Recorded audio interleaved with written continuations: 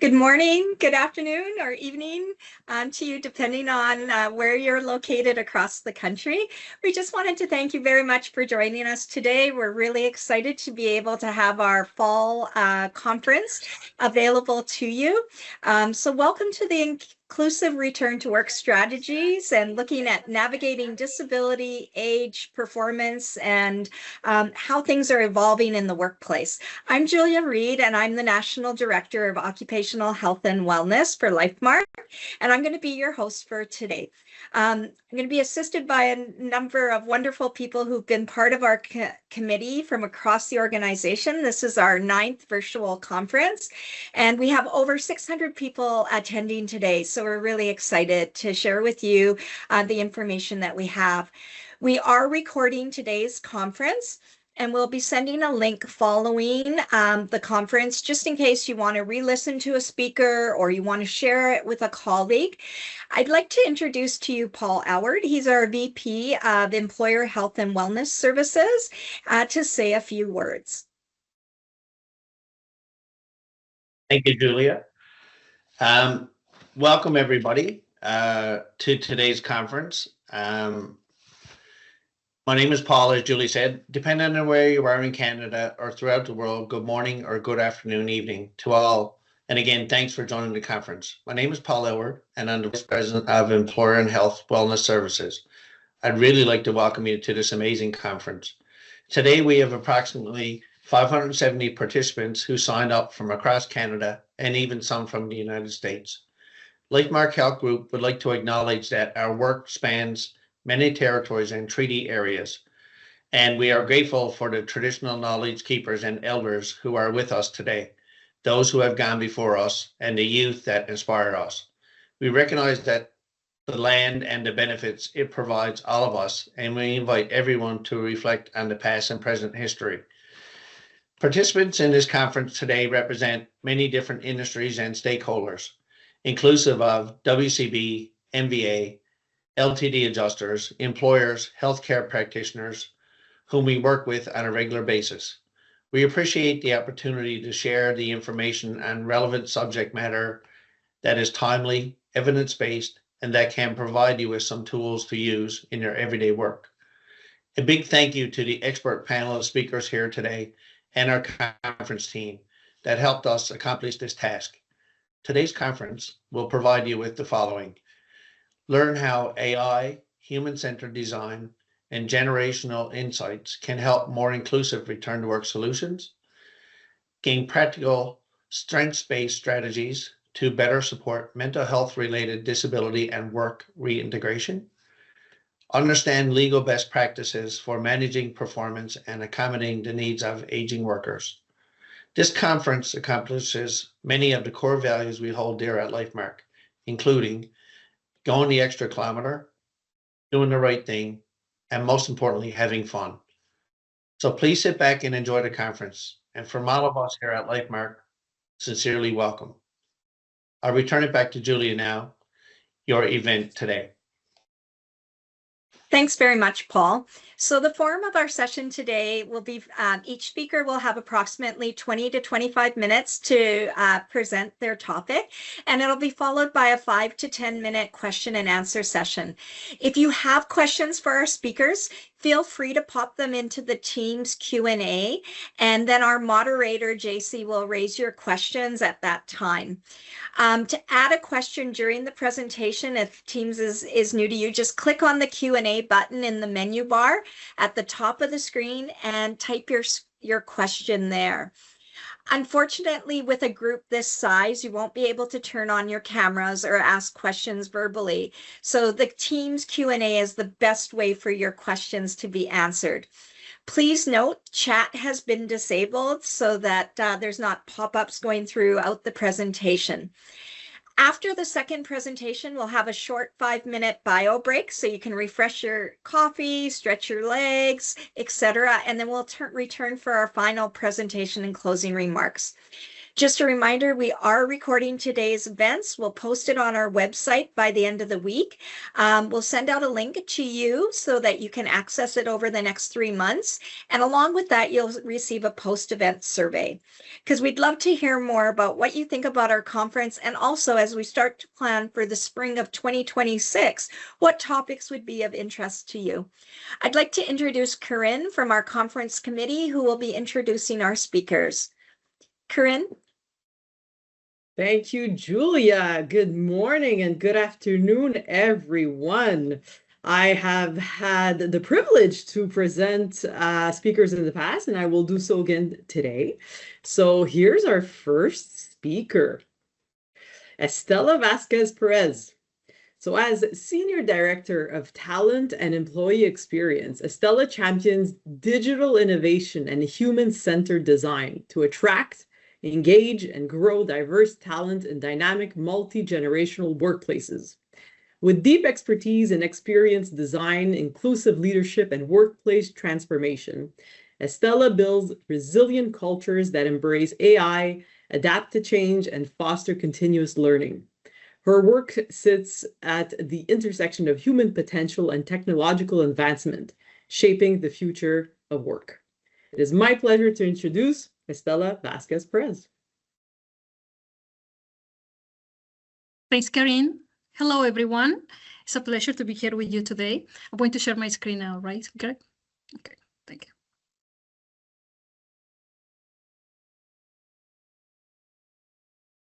Just a quick check-in. We are here in the same room you meant to be at the Inclusive Return to Work Strategies Conference.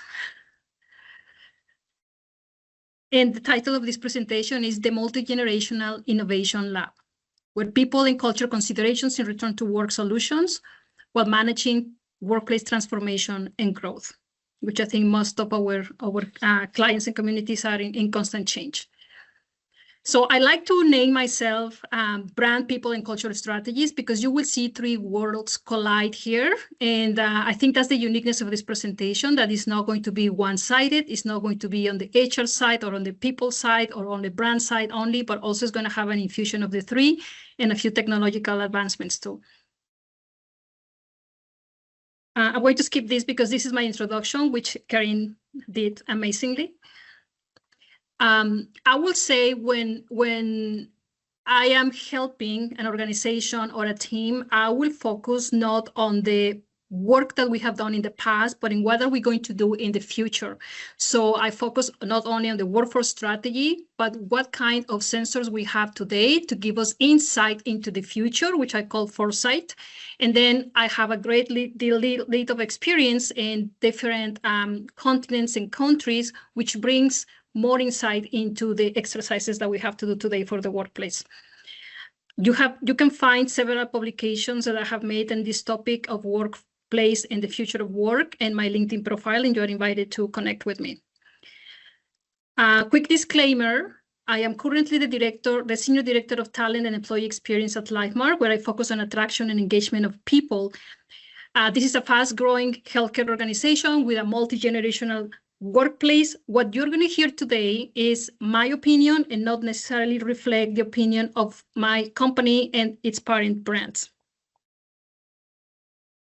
So let's start. I have divided the presentation into sections. First, recognizing the employee experience and how we can shape it with this people, brand, and culture strategy. And the second part of the presentation is focused on designing it and how can we reimagine every workflow or every process to help people return to work.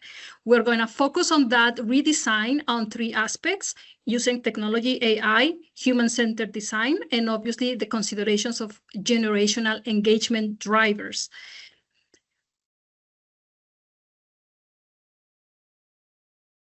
Okay. During the presentation, you will see a series of statements, and I like to throw them at you to do a little bit of a reflection. So you will see statements like these throughout the presentation, and I like you to take them. You can choose how you want to execute. Obviously, I'll be speaking for 20 minutes, and it's more fun if you can bring it home. So choose where you are going to apply these exercises or these concepts. Yourself, the company that you work for, your clients, or even your families or a neighbor. Just pick somebody so you can bring home the concepts.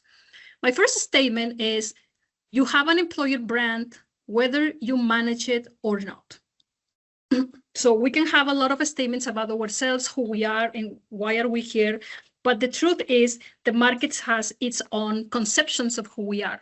Companies strive to be clear, where are we going, how we're going to get there, and confidently navigating the future and challenges that the environment presents. But imagine that you can actually communicate and articulate that goal with clarity in the organization. That is always a challenge, and usually what is scripted at the top arrives a little distortion in the field. So it is a great exercise to continue the connection of workplace, organizational goals with how this is hitting people in their daily lives. And that's how we call managing your brand with communication. But if you take it a little further, it's not only aligning goals with the communication, but you also have to align it to the experience that people are having in the workplace, or even when they are candidates and they're just attempting to enter the workplace. So that's the first statement I'm going to leave you with. I'm going to divide this presentation into 3 great segments. We have to recognize the workforces that are at play today, which many of you can simply go and Google. So I'm just going to do some highlights on what matters here today. Then we're going to move into the workplace that is required to help these workforces succeed. And then we're going to focus on the workflows that make workplaces successful. So quick snapshot, you can find this in Government of Canada, of course, but today we have more millennials than Generation X or Generation C in the workforce. And our boomer generation is declining. So while we can observe what happens in the past, what's important in this session is to see what's going to happen in the future and what are we going to do about the projected future. So the projection that Government of Canada is telling us is that we're going to have quickly a focus on a growth population, which is millennials, and Generation C attaching that line of growth with them. And then a declining, sharper line of boomers and a kind of a steady line with Generation X. So if you chose for this exercise to focus on your workplace or your team, just think about it. This gives you the longevity and how long is going to be your roadmap of whatever you decide to do. So you have the picture, the amount of people, and how long they're going to be here. Now, what's important to recognize, because this is a great country and vast land, we need to know where these people are. And for everybody who's not too familiar with the locations in Canada, it takes time, and the snow makes trips longer than you expect if you don't live in a cold country, right? So you can see here that Generation millennials are located mainly in downtown census metropolitan areas. And that's something really interesting, because if you are creating products for them, whether you are insurance or a provider of health and services or benefits for the organization, you have to think that this group of people live downtown, they have access to certain services that other generations don't have, and the rest are split between rural and urban areas. The other interesting part is that Gen Z is kind of split in the same equally in the same areas, and same with Generation X. So, and while the baby boomers are now preferring the non-metropolitan areas, they like that large space, right? So considering that you're going to create a product for baby boomers and they have these spaces to consider, they have a great wealth too, you need to cater to where they like to live and how long they're going to stay at work. And it's completely different to what you see in millennials now seeking downtown areas and having great amounts of them at work, and they're going to stay for the longest. So that's another consideration. Now you have 2 pieces of information here when you design your programs and services, whether you are in HR designing products and services for employees, or insurance, creating your products, as I say, or healthcare organizations catering to these people, whether you are attracting them or retaining them. So we know two great things about the workforce now. So to quickly get this out of the way, how do we engage these generations? And I'm just going to give you quick things here. And this was a great conference recap of Robert Half, actually, in London, where they were discussing and arrive at certain commonalities here. So boomers need interesting paths of retirement with options to scale workloads down and swap to a mentoring role. So now you know what to do. You know how many we have, we know where they live, and we know what they want, right? So are your products and services fitting these characteristics? Gen Xers, meantime, they need support with elder care, retirement planning also, and fulfilling an interesting pathway to downsize at home and at work. And then millennials have young families to support. They need childcare and they need financial planning. They're accumulating wealth. Here is an interesting part. Gen Zs are here to discover things. They're eager to learn, but they're watching what we do to millennials. Or actually, so what are we doing with this generation? Because they are going to respond to us based on what they see happens to the generation that goes in parallel with them, right? So you have to be very attentive to that. So one thing that is common across generations, everyone wants flexibility, education and training, nurturing human qualities as technology becomes larger part of what they do. So if you want to do a program that is for everybody in the organization, a benefit for everybody, you know the common interest of the organizations. And if you want to be more successful, then you can start catering to each of them of these. The key word here is customization. So we just review the workforce at large to give you can say now you have a clear picture of what is coming and what kind of characteristics you need to consider when you sell, purchase, introduce, or reinforce in the organization. Let's move a little bit into the workplace. So you would say you understand the organization, you understand the people. Now let's understand the workplace. I have worked with Employer Brand Index. This is something I created a few years back. And the idea of this index is to understand how are you seen as an employer based on the fact that whatever values you have or products you have or partnerships you make to service people. What are your key target groups and what do they care about? I already gave you a few highlights of what they care about. How do you want to position in their minds and hearts? I have seen organizations that are amazing and they have the right item, the right product and service to help people, whether it's return to work or growth in the organization, whatever is the rationale, and they don't tell their story well, so people think otherwise. So telling your story is also important, and being aligned, it has to make sense with your business. So I'll give you an example. When people are highly skilled, currently in the world, and this sounds not only Canada but everywhere, it's harder to find the skill set that you need and want. So if you put an ad out there looking for people that you want to bring to the organization, and I'm going back to find the people that you need, because then you're going to have to work in retaining them, and if they need to leave the workplace, they need to return to the workplace. So you need to understand first how hard it is to get them. So some people who don't have the skills, and we need more refined skills more and more, and nowadays, it's very easy to find them. You post an ad and they arrive. It's called organic, organic applications, organically put their hands up to come. But the truth is, like in our case, we find people with very specific skill set that can only be found through social capability. So we're looking for that 20% that won't even be trying to match with us, connect with us, or move to us. And many of the organizations in this forum are in the same situation. You cannot simply put an ad and get what you want from the market.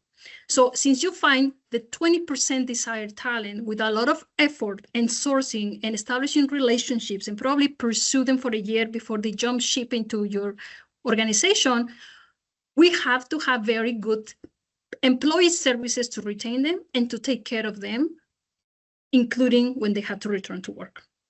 Let's just say I found my 20% desired talent. I love them. They joined the organization. They're looking forward to working with us. I'm going to give you an example of our wonderful OTs and why culture matters to retain them. So if I say I want my 20% are OTs, I need to find them. The next thing you need to do, now that you know the generations, you need to know the people. So here's an example of what I look at when I'm looking at the people that we are going to serve, because these are the people that you're going to have to help them return to work, right?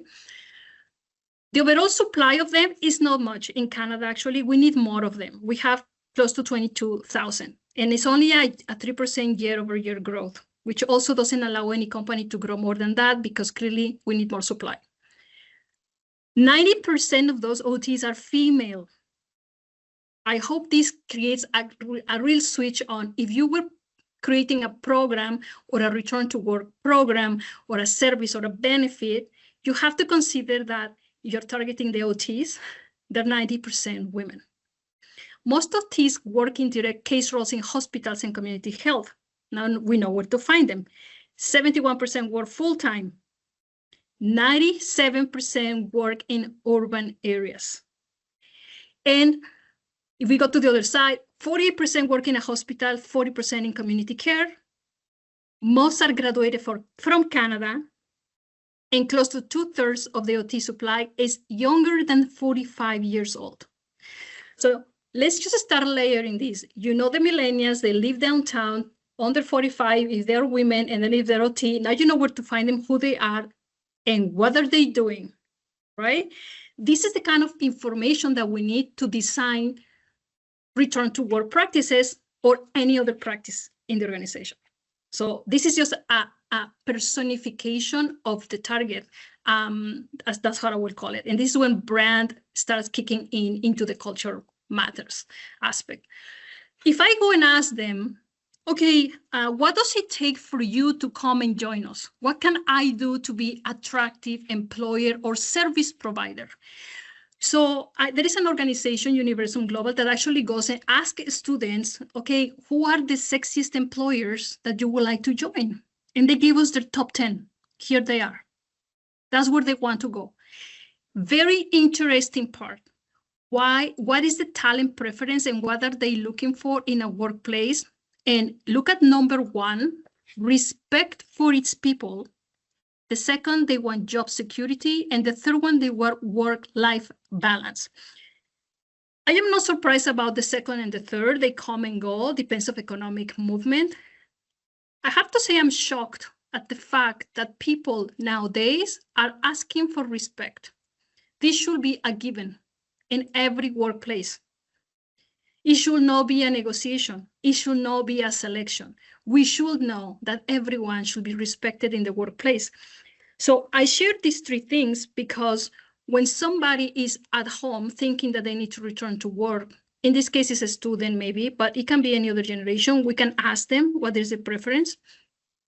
We have to take care of these things. Are they feeling respected with the process that you're putting them through? Are they feeling their job secure? And can they have the work-life balance to take care of themselves and also return to their work? When you get into data and you actually ask people and start listening to them, it is very clear what are the expectations of what we design as professionals for these people. Now, where do they want to work? Preferred industries, hospital and healthcare, health, wellness and fitness, pharmaceutical and biotech. Okay, well positioned. If you are in another industry, you are out of luck, but obviously this study is actually for healthcare students, so that's why they selected that. Now, another thing I want to highlight is expected salary. Why are these young people showing a difference in salary expectation? I'm not going to attempt to respond to that here, but you can see the number. And we cannot pursue that salary gap that they already are presenting. This was just a question, what are you expecting to make? So when they return to work, we also have to consider that we cannot penalize people for having been outside of work, and then they return. We have to consider that gap too, because that gap started since they even say what they expect when they graduate. So this is food for thought. This is not to chase anything that has to be corrected. You are analyzing in your own exercise, as we say at the beginning. Are you checking in family, workplace, or yourself, whatever the case is, okay? So now we have a little more knowledge, not only of the work trends, but also now of the people, the workplace that we need to succeed. So at the beginning of the presentation, I said we're going to jump first into the employee experience design. And I trust that what we saw gives you a lot of insights on how that experience has to be designed. So let's move into the human-centered design and specifically focus on that AI and the design and the engagement drivers. So let's disconnect a little bit and think about this one. Every job matters to the customer. If the job didn't matter to the customer, we will not have that job in the organization. So with that premise that every job matters to the customer, we really need to focus on moments that matter to the person that fulfills that job. And moments that matter include, for sure, every time that people need to return to work. For whatever reason, maybe they went to study and became something else, maternity leave, paternity leave, taking care of somebody, for whatever reason. But those are the moments that matter in their lives, not the moments that matter to the organization. And those are the moments when the organization builds its culture, its brand, and the relationship with people. So since we know that every job matters and we all care for it and we're trying to do the best, I'm going to give you this one. And I call it it's like a cold glass of water, right? 52% of patients want a caregiver who understands and meets their emotional needs. And that would be very nice, a moment that matters. But 62% of physicians tell me that they're getting burned out by their current employer. And it's usually because of all this task of administrative stuff. So how do we take care of the two parties, the patient and the physician, when one of the two, when we're not being coherent to taking care of those moments that matter? We take care of patients by taking care of the clinicians. And that brings me to my statement. I love this statement: brands build futures. What flavor is your organization? We Paul at the beginning of this introduction, he said we are a fun organization, and I'm just going to take that one as an example because obviously we have five values, but having fun is part of our brand, and delivering how we do things and doing this presentation. And that's how we establish our protocols. That's how we listen to people. That's how we build the organization. That's how we build our sense of belonging based on that, right? So it is very important to know those words because those words also permit how you're going to design your services. So specifically, I'm going to give you just some tips here for generations. Some things that you can do: avoid generational stereotyping because everybody's different. Encourage hybrid work environments so you can test and share knowledge across groups. You unify your team around your values, and then you organize team building experiences so you can see how everybody feels about what's happening. So I'm going to close my presentation with three short lists on what can you do with your workflows, specifically people-centric. Customization is key. Your value proposition has to match to your values, your organizational goals, but also what people want. Flexibility is key. Autonomy, level of I have to highlight this one. The level of incompetence from first-time managers is high because we have to graduate them very quickly to be managers. It's nobody's fault. It's the situation of the time, and we need to support these managers to do a better job. The glass ceiling, roles matter. People need to see themselves up there so they can pursue themselves too. Another one, loneliness has been increasing since we had COVID, and it doesn't matter that they are in the organization next to each other. Proximity is not the solution. We need to find ways to connect people. So when camaraderie goes down, performance goes down too in the organization. We need to build environments where people can thrive. So build different places where people can find different ways of working, and bring Gen Zs and boomers, for instance, to connect and to exchange. Talent scarcity is forcing us to see where the talent expectations have changed, and we need to address them the way they're telling us. And lastly, technology. The rapid upskill, we need to do rapid upskilling and skilling. I have been following this for decades, and I can see that the short periods of time where we need to upskill somebody has been reduced drastically all the time. So another highlight is that while everybody's really hyped about artificial intelligence, there is a lot of investment right now in CapEx, but the results and the impact is still yet to be seen. So don't get stressed about that. Don't get stressed that you're not jumping ship on it and doing CapEx for AI in your organization. You have to be sure of what you want, because the results are not here yet. It is going to be probably another few years of CapEx before we see results. So enablement and access of tools, of course, is necessary. You will want more seasoned talent to manage these tools, because the tools can do the job of very entry-level jobs. So you have to manage that too. You don't end up getting rid of people and then hiring them back because AI couldn't do what they promised. So you have to be very careful with that. And it requires that you constantly review your workflows of people, because when somebody goes out and comes back to the workplace, they need to catch up. So that's my conclusion. In conclusion, I think you can now respond to the question, how can we help people return to work, be inclusive, and harness these technologies, engagement drivers, and human-centered design? I hope I give you good levers to think about, and I recommend just establish your listening sensors if you don't know where to start. That would be great, because you have 5 different voices to hear and to respond to. Thank you. I'm going to pass it to questions if we have any time for that, because I know that I went through it. Thanks, Estela. Yeah, I'm going to ask a question anyways. We have a few minutes. I think there was a lot of really good information, especially about how a company can kind of look at themselves and help try and change maybe a certain factor based on the population, et cetera, that they're trying to hire.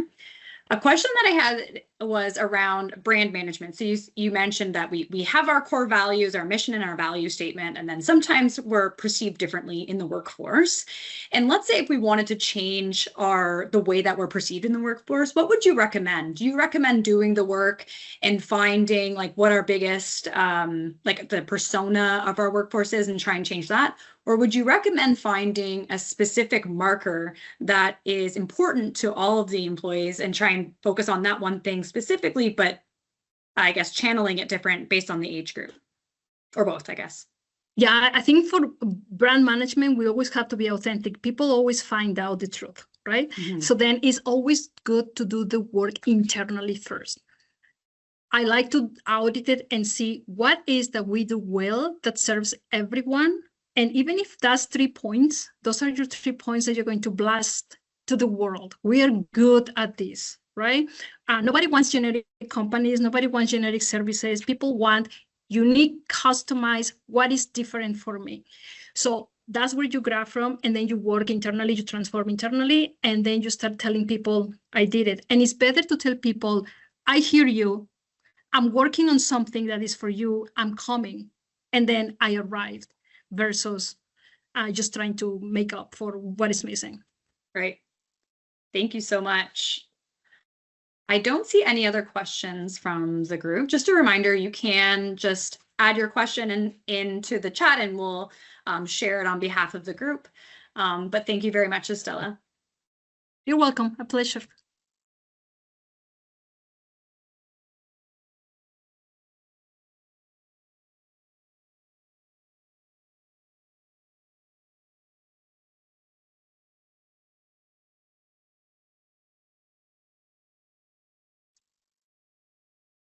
All right, so I guess we'll continue on with our second speaker, which is Dr. Sylvie Bourgeois.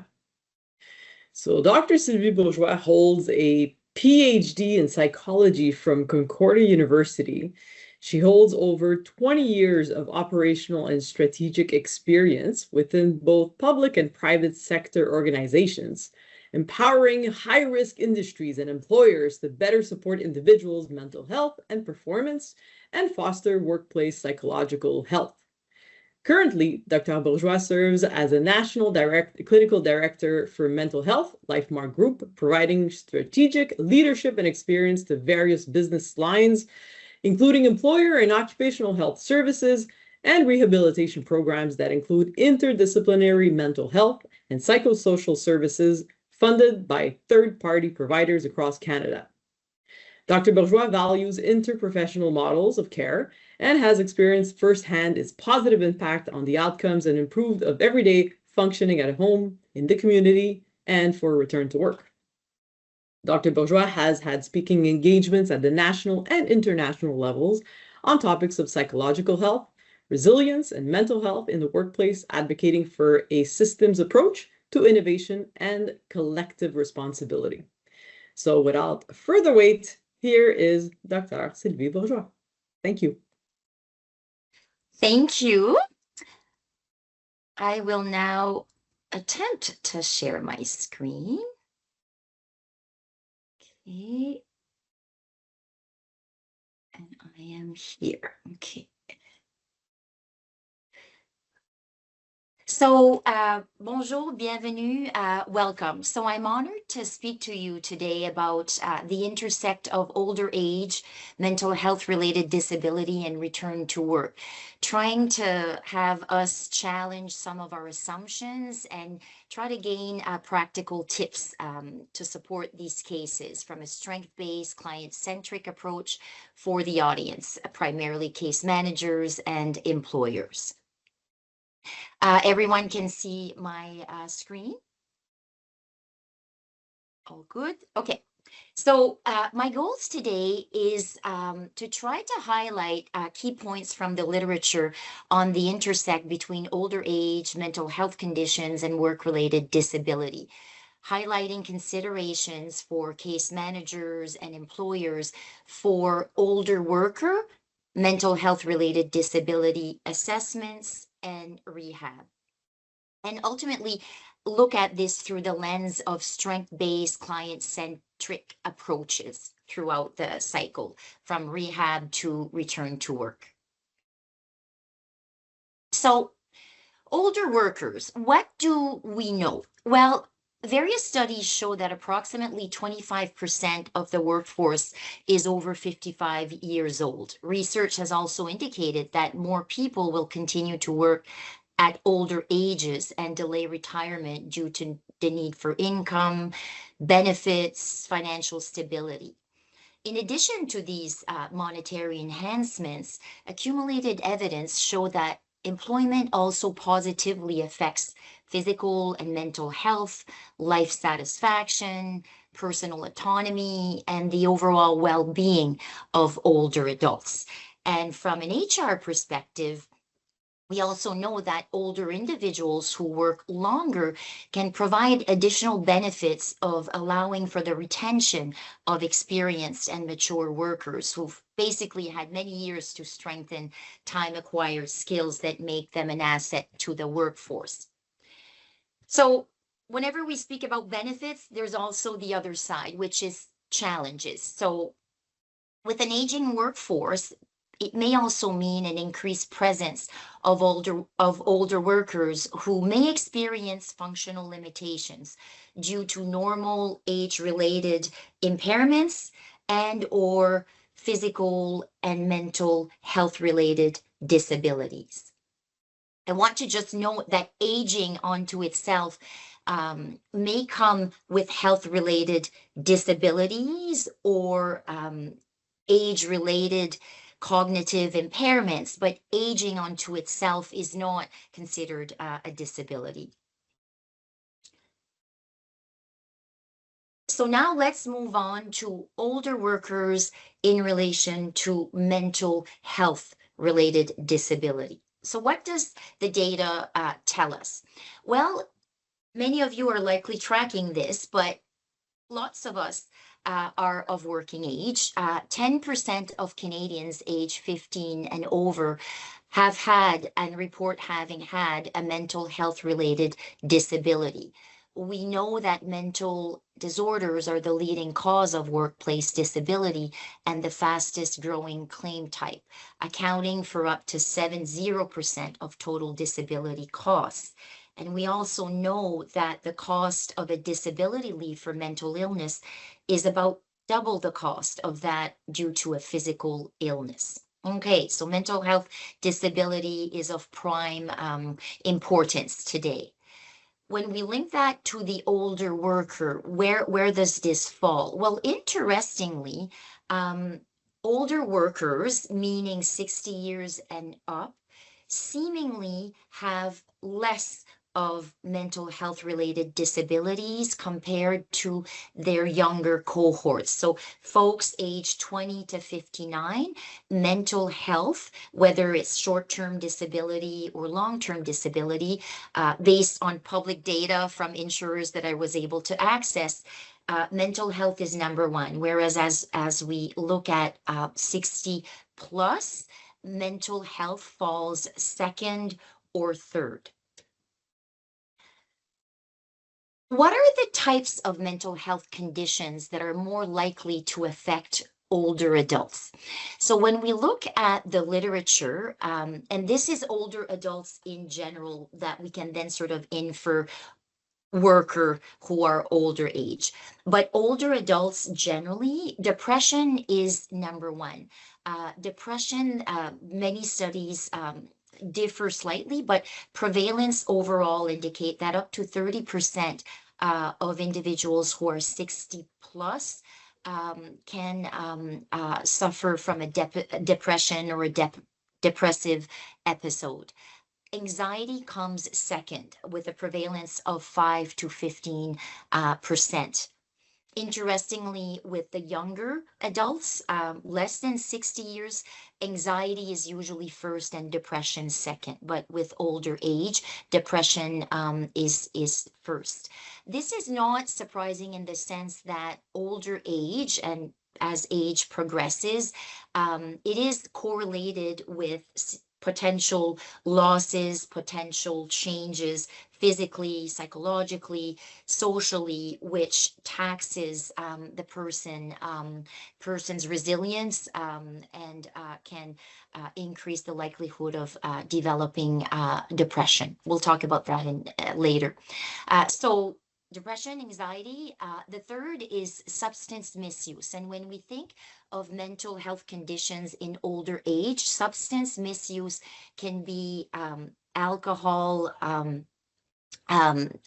misuse or substance use disorder, which can affect up to 10% of seniors, but it can also be due to polypharmacy, including the side effects of multiple prescribed drugs that then can impact the person's functional everyday life and potentially causing some level of disability. Then older age is accompanied by neurocognitive disorders, the common ones being dementia, the most common type being Alzheimer's. And as we know, dementia, the risk of developing it increases with age, with a prevalence of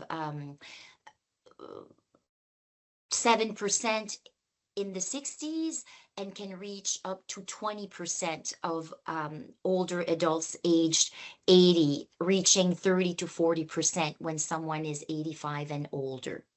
And then finally, something to just be mindful of, as with older age, there are physical conditions that are more prevalent, including cardiac, respiratory, MSK related, but with those can co-occur mental conditions, including depression and anxiety. So what does this mean when we consider older worker, mental health related disability for case managers and ultimately employers in the context of doing a disability assessment and looking at evidence-based rehab treatment. So my next slide will talk about the considerations for disability assessments with the older worker.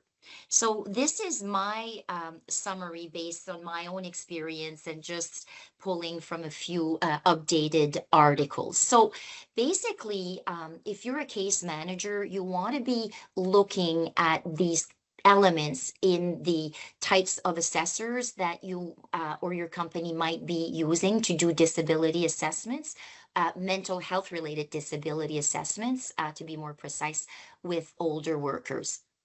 So it's important that the assessment is considers the developmental stage of life, which is the older age of the older adult, which means that one must consider older age-related correlates. Age-related correlates in the physical domain include potential physical health issues, potential medication interactions, potential polypharmacy or substance misuse that can potentially affect the impairments that we might be noticing.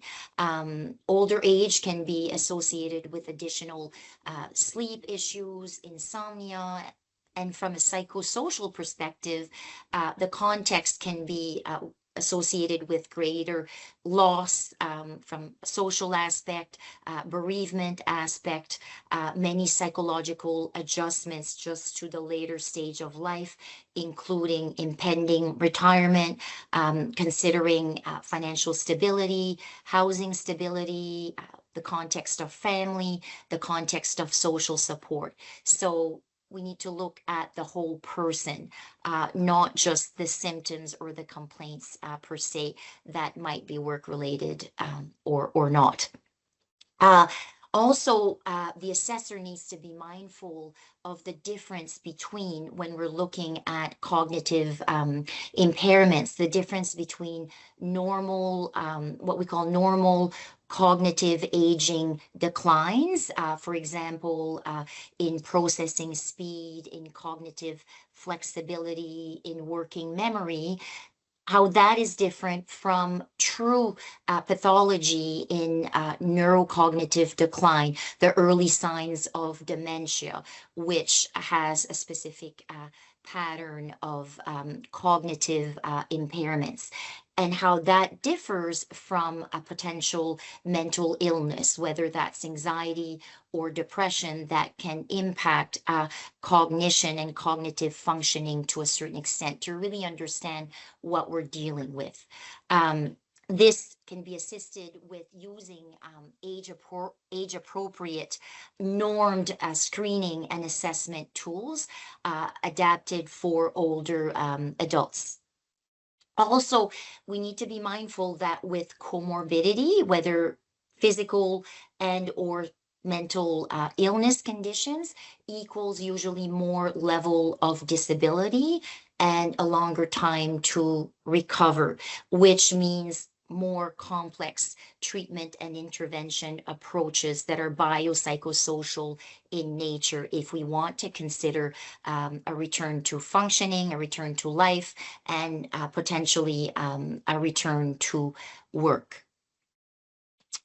Now, we also need to look at the whole person, and the whole person, when you're an older worker, comes with also significant strengths and abilities, including life experiences that are likely filled with examples of resilience, the ability to bounce back from adversity, from significant stressors, and looking at how an older adult has practiced resilience towards one's life and using that in today's context when they might be impaired by a certain level of temporary disability.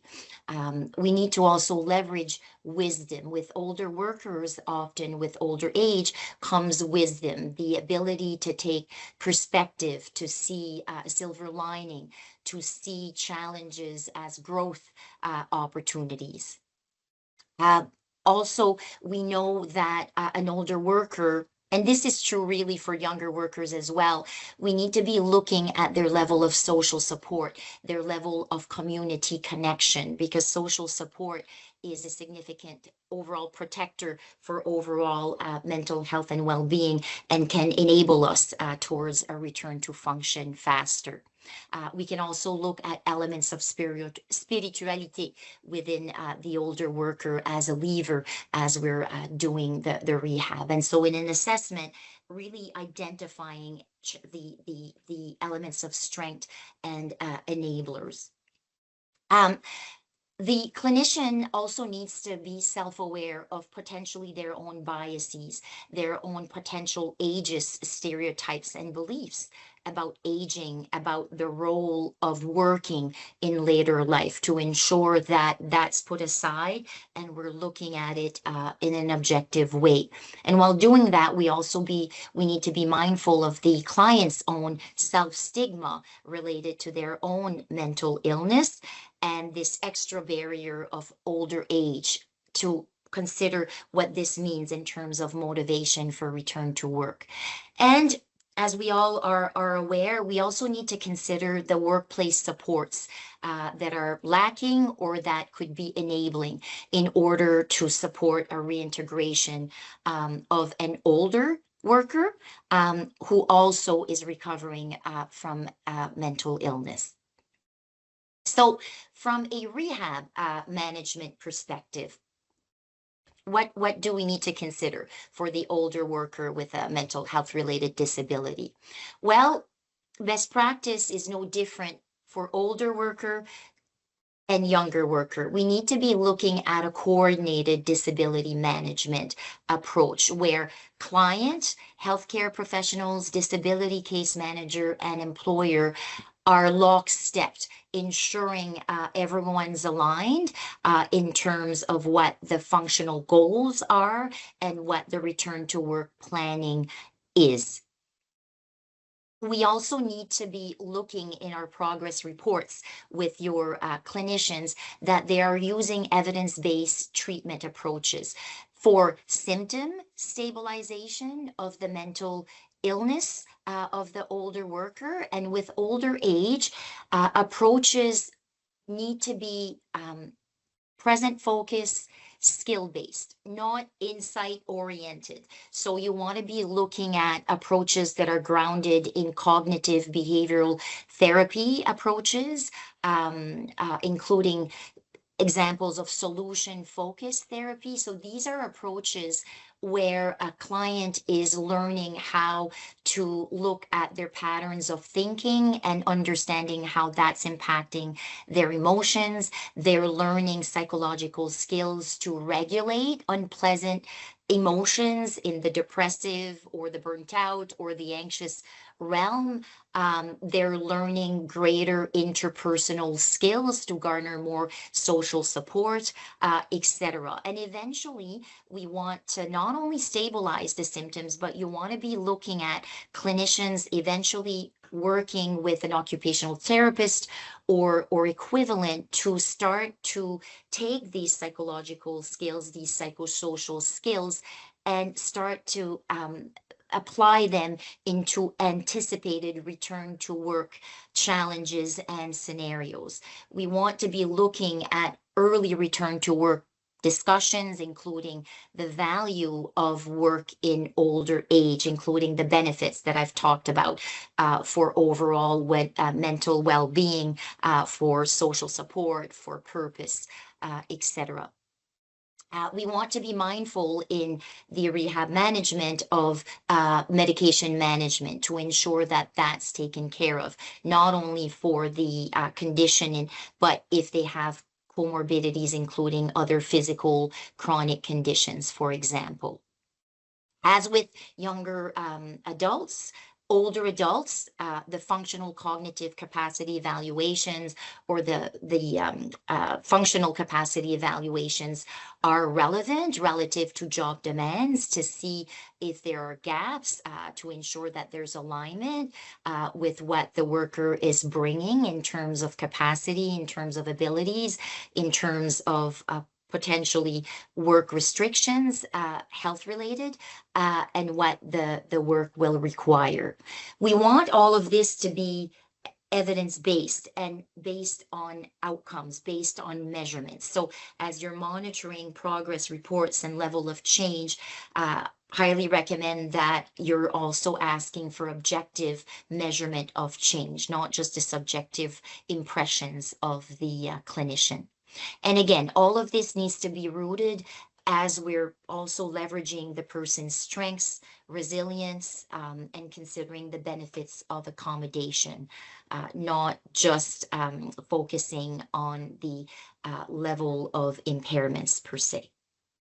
We want to be ensuring that the client is able to be given choices in order for them to make informed decision making, to have emphasis on self-determination, and also looking at to ensure that the client has psychological safety, which means whether they're dealing with the case manager, whether they're dealing with a return to work coordinator. Psychological safety means that I feel comfortable expressing my thoughts, my fears, that I'm in control, at least from an information perspective, of what my options are, versus a fear-based approach, which can lead to avoidance. And so just a couple of slides on strength-based approach. That basically means being client-centered and looking at the whole person in this return to work of older workers with mental health-related disability. It's basically moving away from a deficit perspective and focusing on residual functional capacities that the person is bringing. It's this whole person approach. They are not just defined by potential health conditions and health limitations, but they also have life experiences, knowledge, skills, values, interests that are transferable back into the workplace. We want to, like I was saying, respect the mental health conditions, related limitations and restrictions, but also look at ways to work with the residual capacities and use actionable ways to support the person in returning to work and accommodating them at work.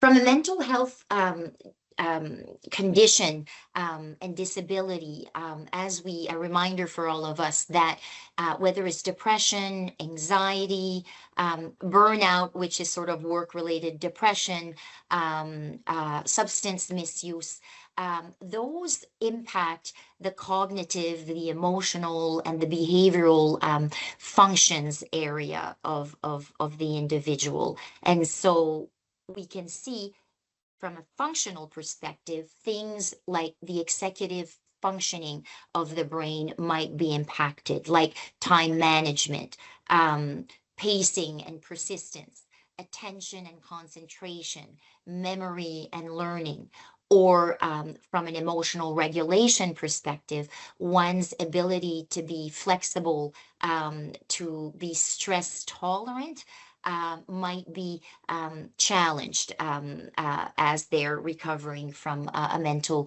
illness, or they might still be impacted to a certain extent in their level to exchange and engage in interpersonal contexts, especially when there's multiple stimuli going on. So how do we sort of work in a strength-based approach, recognizing that some of these areas might be impacted? So I just want to show you one example that I pulled from WorkSafe BC that I thought illustrated well this idea of when we're talking about insurance and disability policy insurances, yes, we need to be looking at the definition of disability to sort of support them from a benefits perspective. But when we're talking rehab and return to work, it can't stop there. We need to be looking at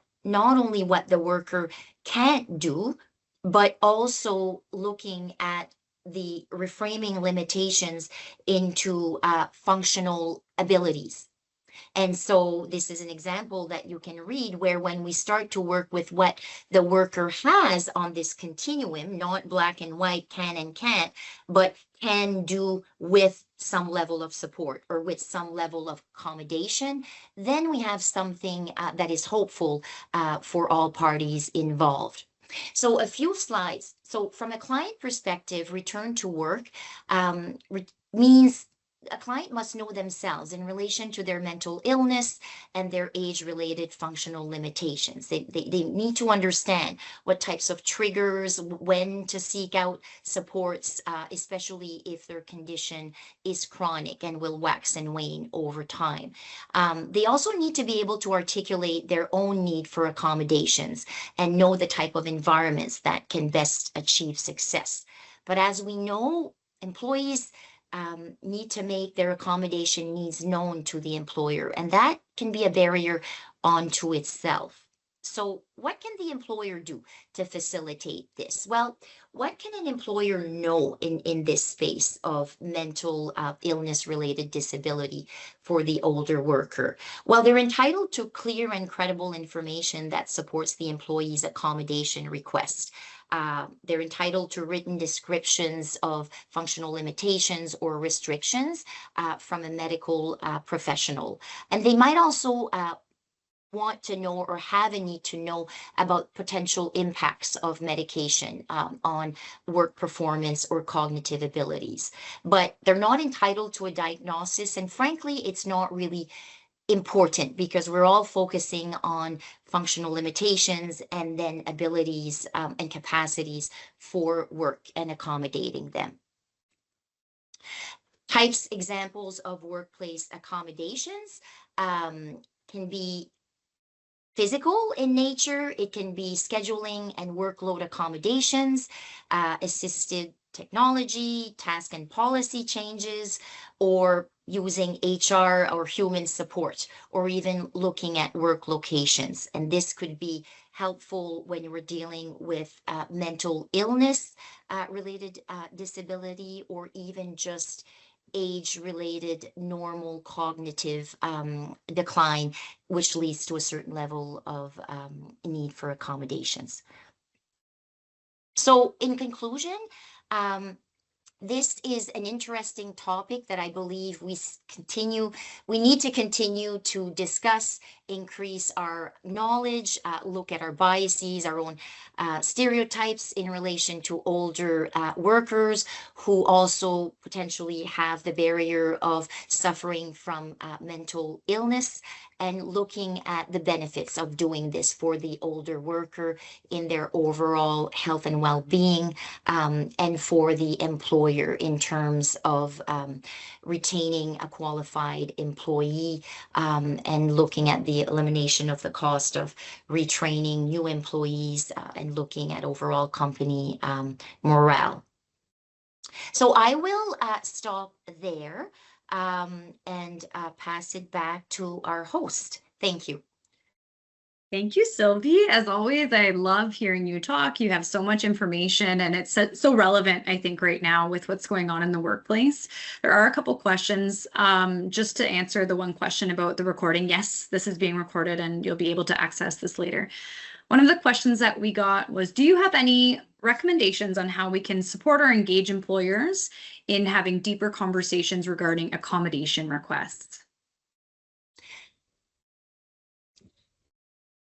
I think, and our legal counterpart speaker might have specific But just from a psychological sort of safety perspective, it's sort of common sense where it's about first creating a place for psychological safety and for the employee to trust that making their accommodation needs or even just their needs expressed is going to be received in a non-judgmental way, in a supportive way, because as we know, many employees might not even feel safe enough to express those needs because they fear repercussions,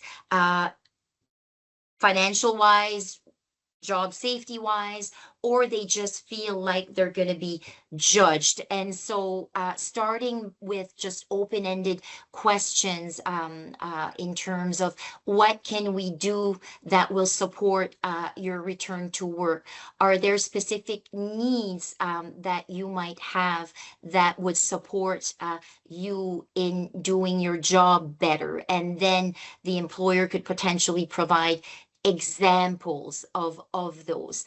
The thing I'd like to point out is if it's coordinated sort of case management, these accommodation sort of recommendations shouldn't come as a surprise at the back end when the client is at work. These should have emerged in the context of the care, the client and sort of socialized with the client, the employer, the healthcare professional, potentially the case manager, so that there's sort of a progression towards what that could look like, so that it's feasible for everyone involved.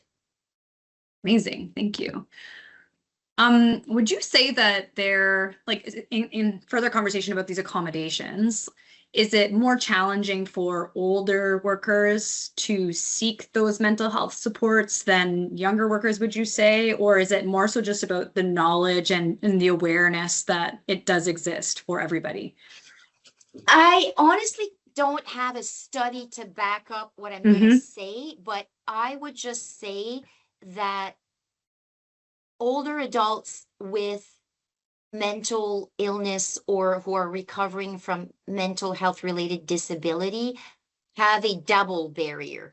And so they might have their own self-stigma about being an older worker and what that potentially means, especially the perception of others in relation to themselves, or even themselves in relation to older age. And they might have biases there that they're sort of, lesser than, if you will, from a worker perspective. And then add on mental illness, which we all know still are associated with self-stigma and other stigma. Stigma is a belief or a judgment about, which can lead to behaviors that potentially can be discriminatory in nature. So when we add older adults and we add mental health related disability, and then we're like, and then you need to be asking about accommodation needs,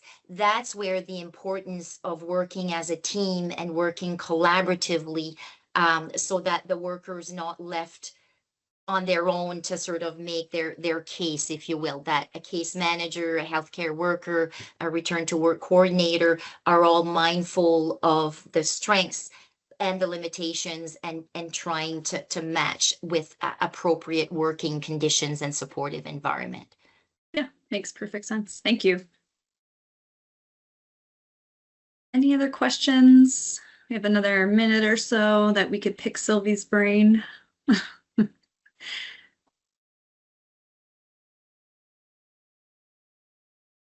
Okay, and that's it. Thank you, so much, everyone. Sylvie. Merci.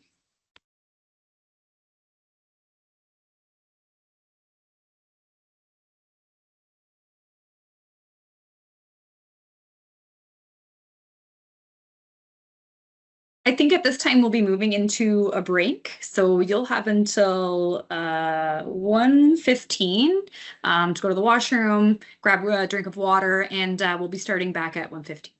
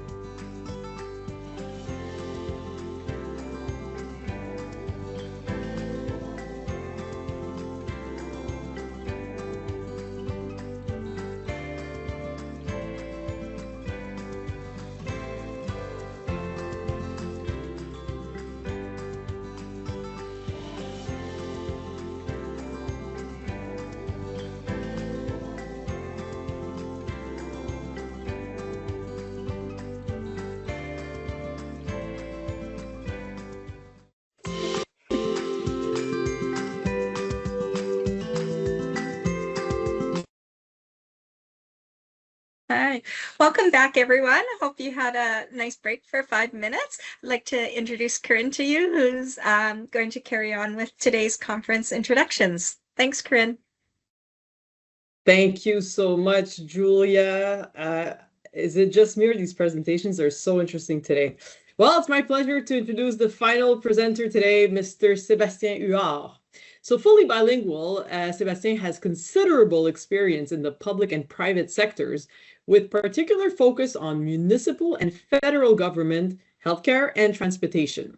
Sébastien provides counsel on judicial reviews, labor arbitration, wrongful dismissal claims, governance issues, human rights, collective bargaining, labor disputes, WSIB claims, privacy matters, and proceedings before the Ontario Labor Relations Board and Public Service Staff Relations Board. He offers a full range of services to his clients, including advice and representation on all matters of labor and employment law, privacy and access to information matters under the MFI PPA, pension and benefits law, human rights matters, WSIB, and health and safety matters. Sébastien also provides bilingual workplace training tailored to all levels of personnel, from frontline staff to senior management, delivered in both small workshop settings and large seminar formats. Recognized in the Best Lawyers in Canada 2024, 2025, and 2026 for expertise in labor and employment law, and named Business Person of the Year, Private Sector by the Regroupement des gens d'affaires de la Capitale Nationale in 2022.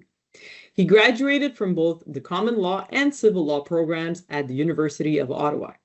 He is a member of the Association des juristes d'expression française of Ontario, the Canadian Bar Association, the Regroupement des gens d'affaires, the Advocate Society, the Human Resources Professionals Associations of Ontario, and is a former board member of the Joan of Arc Academy. It is my pleasure to introduce today's final presenter, Mr. Sébastien Huard. Thank you, Corinne, for the introduction. I'm just going to share my screen. Just want to make sure everybody can see it. Okay. All right, so I wanted to thank LifeMark for inviting me to speak at its fall conference, and appreciate the invitation and appreciate the opportunity to speak to all of you with respect to the issue of managing an aging workforce. And I will just walk you through today's presentation.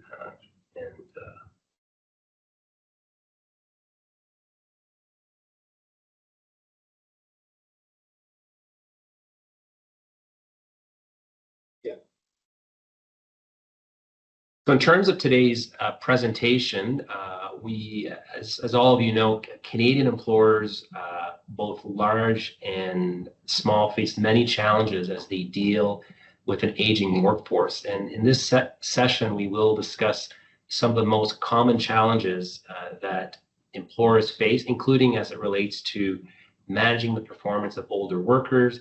And I'm hopeful I can offer you some tools to assist you in overcoming those challenges as employers and as decision makers, whether in your roles as disability management providers, advisors, or human resources professionals, and what tools and options you have when you're dealing with these challenges.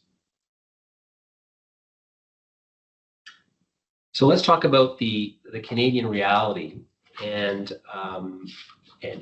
in terms of what employers face in Ontario and elsewhere across the country with respect to managing older employees. So in terms of obligations for employer, what are some of the best practices in managing employees? You know, when there are instances where age is a suspected factor, and the cross-section that creates with respect to the duty to accommodate. So each province has a piece of legislation, which we call like a Human Rights Code, or federally the Canadian Human Rights Act. So all these jurisdictions have provisions that will deal with the duty to accommodate based on a prohibited ground of discrimination, which can include disability, religion, race, including age. And so what happens in those cases where an employer is faced with an older employee? What are the obligations of an employer in addressing their obligations under their respective human rights code and ensuring they're able to meet their duty to accommodate? And what you'll hear today is that, you know, we often think of age, but it's often cross-section of disability and how those two prohibited grounds kind of interact with each other, and what you can do as an employer to ensure that you're meeting your legal obligations.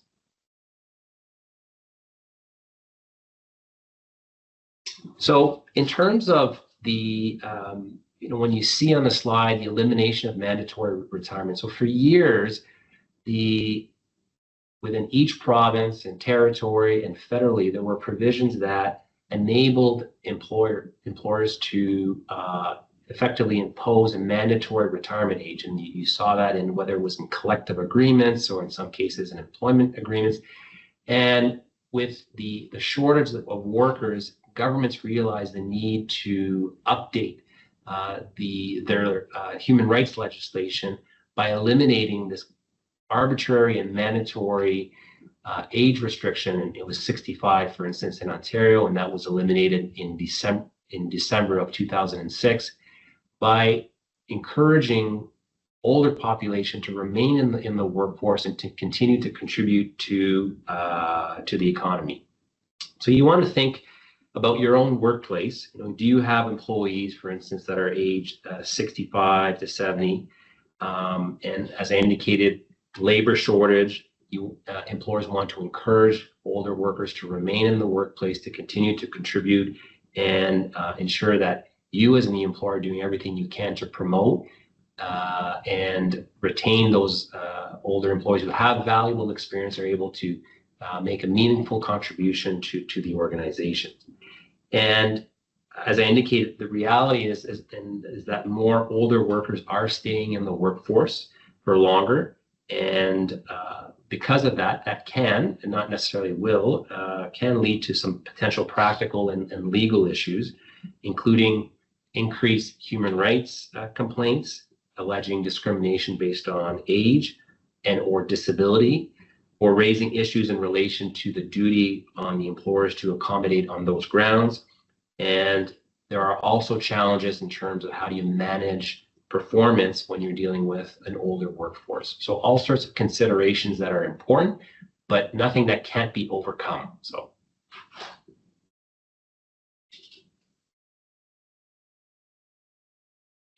So in terms of the term ageism, right, which refers to two concepts, right? So it's a socially constructed way of thinking about older employees based on a negative attitudes and stereotypes about aging, and a tendency to structure a society based on an assumption that everyone is young, and thereby failing to respond in an appropriate way to the real needs of older individuals.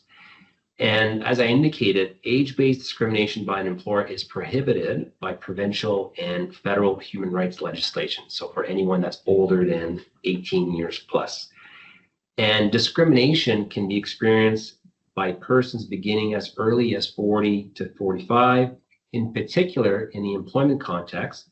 And so, for example, while older workers are generally those over the age of 45, if the average age in a workplace is 25, a 37-year-old applicant may be turned away because of a perception that he or she is unable to fit within the workplace culture.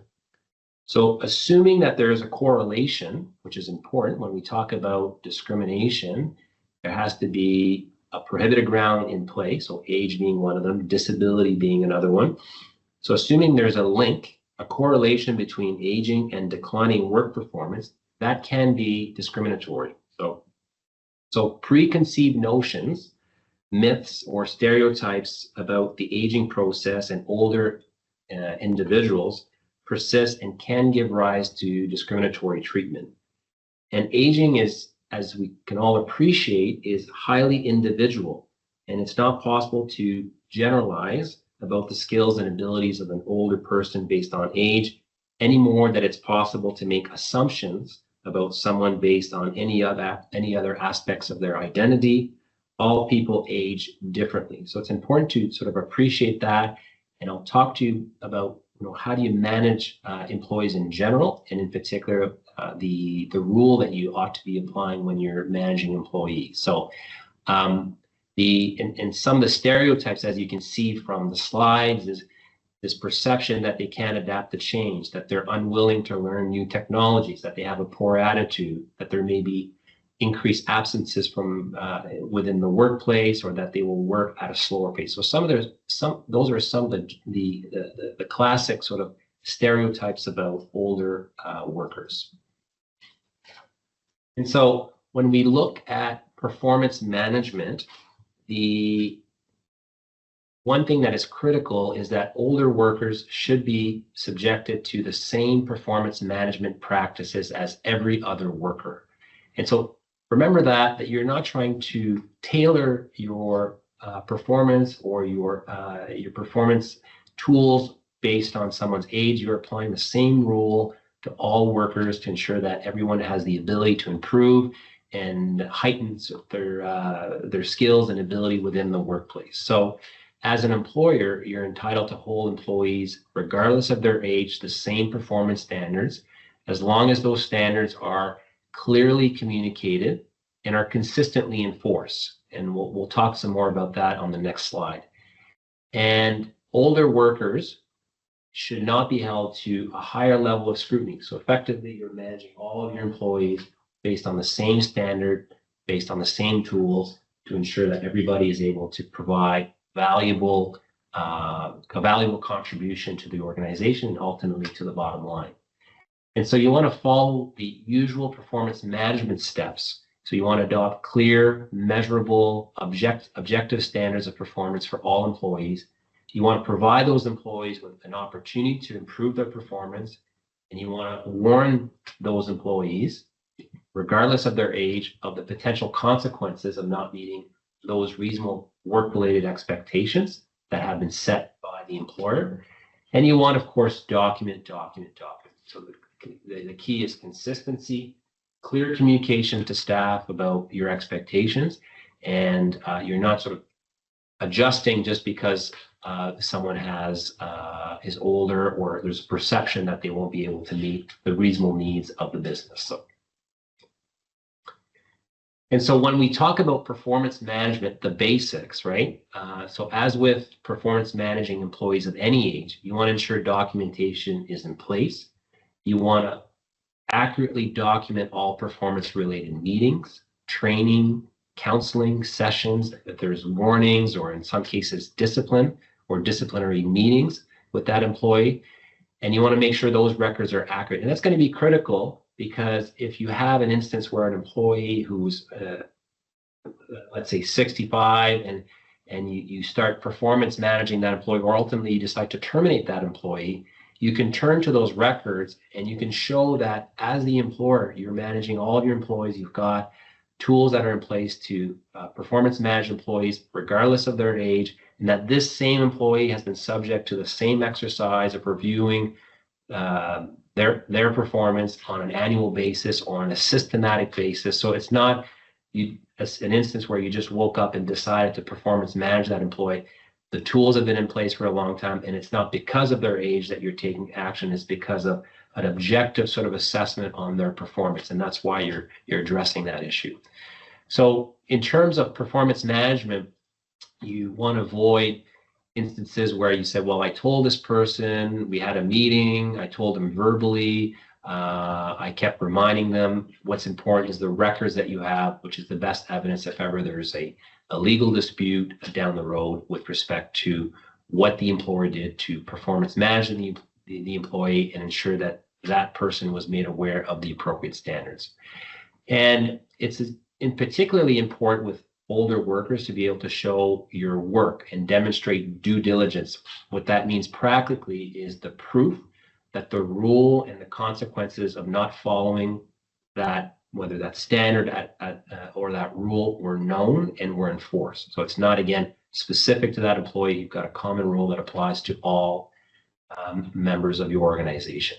So as you can see from the slide, you want to, if there are concerns, you want to meet with the employee to advise them of their concerns, identify problems in specific terms, set out clear, measurable, and definable expectations, set out a timeline to improve, a reasonable timeline.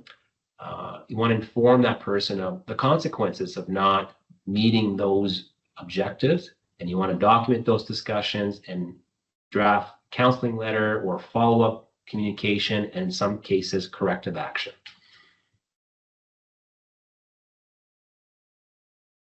So let's talk about the duty to accommodate now. So when we speak of the duty to accommodate, again, going back to basic principles, you've got the Human Rights Code, regardless of the jurisdiction in which you are working, and there are prohibited grounds of discrimination. So the duty to accommodate is not triggered if there's no prohibited ground of discrimination in play. And recall that age, disability, race, religion are all prohibited grounds of discrimination found in the various human rights codes found that exist across the country, or federally, the Canadian Human Rights Act. So if there's a prohibited ground that's engaged, then what that does, it triggers the obligation of the employer to accommodate, to provide reasonable accommodation, not the perfect accommodation, but reasonable accommodation up to and including the point of undue hardship, which is a term that's found in the Human Rights Code in each jurisdiction across the country and federally as well. So courts and tribunals will focus on the need for employers to respond to employees as individuals. So again, regardless of their age, and where required to accommodate those individual needs and circumstances rather than relying on assumptions and stereotypes. So again, this idea of an individualized approach is necessary. So the question you want to ask yourself is, has the duty to accommodate been triggered? And how would that be triggered? The employee comes to you and says, I've got a need for accommodation because of my medical circumstances. That would trigger your duty as an employer to inquire, ask questions. What are the restrictions and limitations? Am I able to modify, adjust the job accordingly to allow that person to continue in their role? Or if that's not possible because the person is not able to fulfill the essential duties of their position, can I look to a comparable position across the organization to, within those restrictions, and accommodate that employee, whether on a temporary basis or on a permanent basis? And so when we're looking, for instance, at disability or age or family status, like for instance, looking at elder care, those are prohibited grounds of discrimination that would trigger the employer's obligation to accommodate. And all of these prohibited grounds may intersect. So just remember that can happen. So under human rights law, it incorporates the obligation of employers to accommodate employees in the application of general workplace rules and policy that have an adverse impact. So adverse being a negative impact based on a prohibited ground of discrimination. And while we typically think of accommodation in relation to employees with disability, it's also important to recognize that employees may be required employees on the basis of age. And so the duty arises only, again, if there's a prima facie, so at first blush, there's a case of discrimination that's been made out, and allegations of disability, requests for accommodation may arise during the performance process, where you notice that the employee is having challenges meeting the needs of the business or achieving a certain standard that's been set out by the employer. And so through the performance management process, you may become alive or alerted to the fact that the person has a need for accommodation. And in particular, when that person is being disciplined or terminated as a result of their performance. And alternatively, the duty to inquire. So what I've just described is the employee comes to you and says, I need accommodation, versus you're observing certain behaviors in the workplace, and the legislation, the human rights legislation, requires you as the employer to ask questions, because while the employer is not coming forward to you, you're observing certain changes in behavior that will trigger your obligation to ask questions. And that's what you see in terms of the duty to inquire, the need to ask questions. Again, always based on a prohibited ground of discrimination. And so you would go to that employee and say, look, I've been observing that you're coming in late for work, or that you're struggling sort of meeting certain deadlines. Is there something we need to know? And again, that goes to the duty to inquire. And if the employee says, no, everything is good, I've got nothing to report, then at least you've satisfied your procedural obligation as an employer to ask those questions. So, and one of the challenges that employers need to be aware of when we're dealing with older workers is the possibility that older employees may either not be aware of some of the issues they are facing that might require some form of accommodation, or that they may be in denial or more of the fact that one or more aspects of their performance is suffering as a result of their age. And in those cases, as I indicated, age and disability may intersect, at which point in time you may need to ask for supporting medical documentation to support a need to accommodate that older worker. And where accommodation is required, recall that there is a requirement to lower the bar in some cases for older employees, regardless of age. There's no requirement to lower the bar for employees regardless of their age. The employees must be capable of fulfilling the essential requirements of their job. So they must be able to do the job. Doesn't mean that you're not looking at making adjustments in terms of, as you can see from the slide, in terms of perhaps reassigning some secondary duties to that are not essential to the position, or perhaps modifying their work location or hours of work may require some form of accommodation. But at the end of the day, what's essential is that the person is able to fulfill the essential duties of their job. And the threshold, you may ask, is what's that threshold? And it's quite a high threshold. It's called undue hardship, which is a concept found in each human rights legislation across the country. And it's a high bar. You're looking at cost, health and safety, outsources of funding. And when we're looking at cost, it's effectively what it means is that the employer has to be able to demonstrate that to accommodate would affect the financial viability of the organization. Often the cases are more successful when there's a health and safety component at play. So you may be required to make some changes, but those changes can be so fundamental that it alters the ability of the employee to fulfill the essential duties of that position. And therefore, in those cases, you must consider other work within the organization. Assuming that work exists, there's no obligation as an employer to create new work or create a job in instances where you are trying to satisfy your obligation to accommodate workers in the workplace.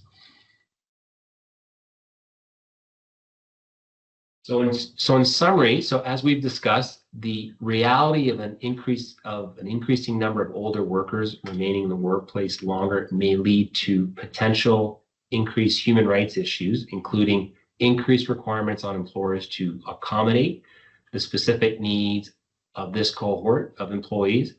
And while employers need to be aware of some of the health-related issues that can arise as workers age that may give rise to a duty to accommodate, an employer need not lower the bar in order to accommodate some of the normal incidents of aging.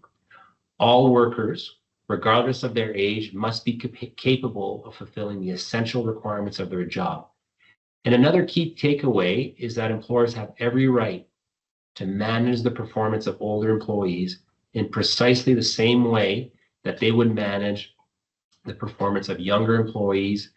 And it's the employee's performance that matters, not their age. So those are some of the key takeaways from my presentation today. I'm be happy to take additional questions if there are questions from the participants. So, Thank you so much. I think it's really interesting to hear things from your lens. We're always looking at it usually from a rehabilitation lens for those of us from in the healthcare field. So it's nice to hear the background from your perspective. We do have a couple questions. I know you touched a little bit on undue hardship, but there is a question here asking for a little bit more clarification on undue hardship for employers with respect to accommodation. And is there any guidance that you can share? So that's a loaded question. Just to be clear, there's countless sort of case law on this issue, in particular in the whether it's human rights decisions and including in contexts where employers have unions, right? So there's a whole body of cases that arises from arbitral case law for those sectors that are unionized. And so it's a high bar when we speak of undue hardship. And one example that I like to provide is when we're thinking about cost as an example. So there's a decision from the CBC, and as we all know, CBC is a Crown corporation, and a complaint had been filed by an individual asking for closed captioning on all the shows for the CBC. And the CBC said, look, we're going through some significant budgetary restrictions, right? And if we were to provide closed captioning on all of our shows, it would cost the CBC $10 million to their bottom line. And the Canadian Human Rights Tribunal, and recall, just for context, for those of you who are listening, who are smaller employers or are providing services to smaller organizations, but I'm just give that by way of context. It's a Crown Corp, has lots of financial resources. So despite the fact that they led evidence to the fact that providing closed caption to the tune of $10 million would have a significant impact on their bottom line, the tribunal said that doesn't meet the undue hardship standard, because in order, as I indicated, to meet the standard of cost, effectively need to establish that it would affect the financial viability of the organization. Where employers are more successful is on the health and safety side of things. So to accommodate that worker would put in jeopardy the health and safety of other workers or other individuals that may gain access to the location, or individuals for whom we're providing services. So think about it, for instance, in the long-term care sector or in the hospital context, where because of the restrictions that are being that exist with a worker, that it would put in jeopardy the health and safety of a patient, whether it's an issue that is physical in nature or it's cognitive in nature. So to accommodate that person would affect the ability of the employer to provide a safe workplace. So that's the undue hardship sort of analysis. And then the arbitral case law will also consider other factors that are not necessarily codified in human rights legislation, but are found in arbitral case law. For instance, the impact on other workers, sort of morale. And there's a whole body of cases that I could go on for a long time on this issue. So I'm just trying to be as brief as I can. But so there are other factors that arbitrators will consider. One sort of quick comment that I want to make that I think is critical here is that often employers jump to the undue hardship analysis too quickly.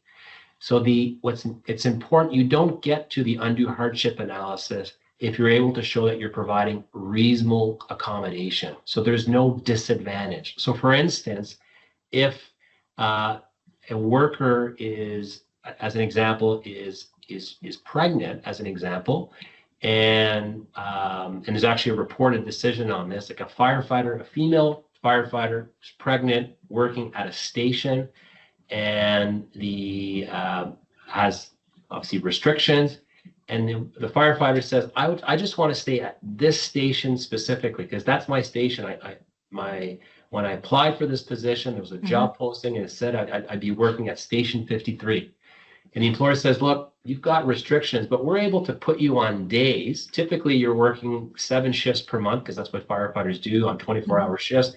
But we can give you shifts, daytime shifts that meet your restrictions and will allow you to enjoy the same salary, same compensation. You won't be on working rotating shifts 7 days per month, 24 hours per week, but we're going to give you full-time work, no loss of pay, and you're going to be able to continue to provide work as a firefighter, albeit somewhat differently, but continue to be in your role as a firefighter. And the union in that case said, well, no, you have to be able to show the employer that there's going to be undue hardship if you're not able to accommodate that firefighter at station 53 up to the point of undue hardship. So just add another firefighter and you can sort of sort things out. And the arbitrator in that case, Kevin Burkett, said, no, you don't get to the undue hardship analysis because you can establish that you've been disadvantaged because we've provided you with reasonable accommodation. So just keep that in mind when you're considering accommodation. You want to avoid, I call it the undue hardship trap, where you're basically going to be stuck in the undue hardship trap. Look at, am I able to establish that reasonable accommodation is being provided, and is the worker or the employee raising a real and legitimate human rights issue? Is that person being disadvantaged? If they're not being disadvantaged and we're providing accommodation, you don't get to the undue hardship analysis. So, thank you. There are a number of questions, so I'm going to pick one that kind of incorporates a couple of different ones here, I think.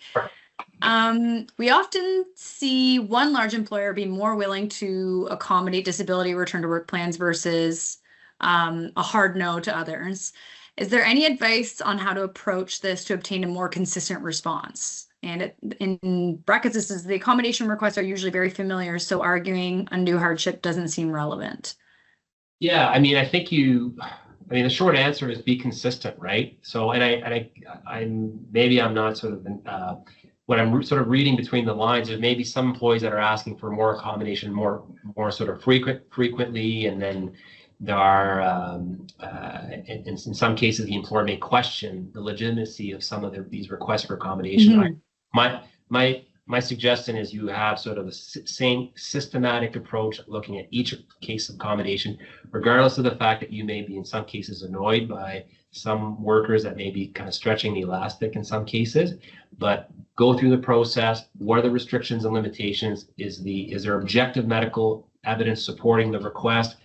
And in some cases, do we need to ask for more information? Do we need to, for that person to go to their doctor and complete a medical questionnaire to ensure that we're satisfied that there's enough information there to trigger our substantive duty to accommodate? So. Okay, and the last one I'm going to ask, again, I think kind of incorporates aspects of some of the questions is, how can conversations about retirement or transitioning into a different role be approached respectfully and legally? Like, at what point are we allowed to have those conversations with individuals or et cetera? Yeah, so again, never based on stereotypes, and as we all know, like early retirement packages are often offered, right, to promote voluntary exit. So often what employers will do is they will roll out a plan, and you have to be very careful as you roll out those plans. And so sometimes you'll have a range, right? So you'll say you have to meet certain criteria. So between the ages of 50 to 65, where you have to have X amount of years of service, which is often the better approach.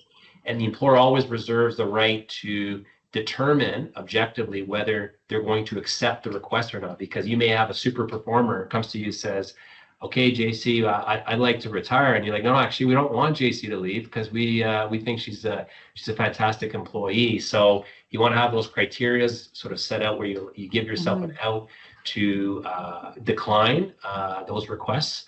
But you want to have sort of specific standards, and obviously not aiming specifically at someone who's 65, but having a range of age, having criteria based on years of service, and again, providing yourself with some discretion to grant or refuse some of those requests. But they're voluntary programs; they're not mandatory, which I think is the key.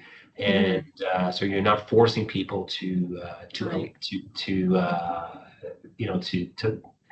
check the box to say that you must retire. It's voluntary. There's no sort of consequences if employees decide not to opt in. So. Right. So almost some future planning on some of the things that you might consider, but not necessarily forcing everyone down that same road.